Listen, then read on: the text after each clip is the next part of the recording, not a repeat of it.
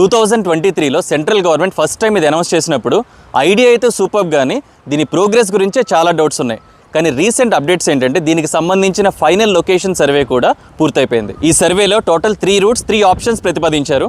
Option 1 and 2 దాదాపుగా 500 kilometre distance అవుతుంది. Budget కూడా 15,000 కోట్లు దాటుతుంది.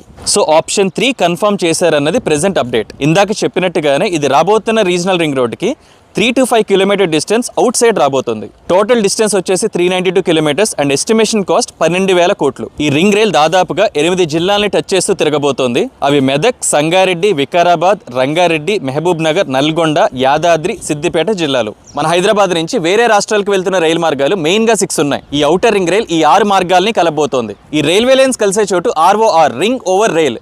ఇక్కడ ఔటర్ రింగ్ రైల్ ఎలివేటెడ్ గా ఉండబోతోంది. కంప్లీట్ గా ఈ ఔటర్ రింగ్ రైల్ రూట్ లో 26 స్టేషన్స్ వరకు ఉండబోతున్నాయి. ప్రత్యేకంగా ఈ 6 రైల్ రూట్స్ క్రాస్ చేసే దగ్గర పెద్ద స్టేషన్సే ప్లాన్ చేస్తున్నారు. ఈ ROR ఎక్కడ రాబోతున్నాయంటే సికింద్రాబాద్ టు కాజీపేట రైలు మార్గంలో వంగపల్లి టు ఆలేరు మధ్యలో ఒకటి, Secunderabad to Wadi junction route లో గుల్లగూడ టు చిట్టిగూడ మధ్యలో ఒక station, Secunderabad to Dhone route మధ్యలో బూర్గుల టు బాలానగర్ మధ్యలో ఒకటి, సికింద్రాబాద్ టు ముద్కేడ్ రూట్లో మాసేపేట టు శ్రీనివాస్ నగర్ మధ్యలో ఒకటి, సికింద్రాబాద్ టు గుంటూరు రూట్లో వలిగొండ టు రామన్నపేట మధ్యలో ఒకటి, సికింద్రాబాద్ టు కొత్తపల్లి రూట్లో ఇది అండర్ కన్స్ట్రక్షన్లో ఉంది.